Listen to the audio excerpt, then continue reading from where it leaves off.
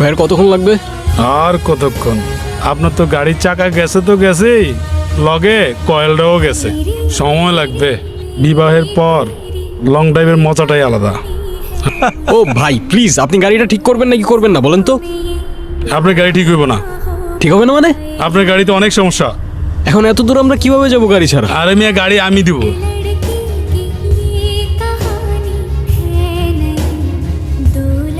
তোমাকে কখন আসতে বলছিলাম?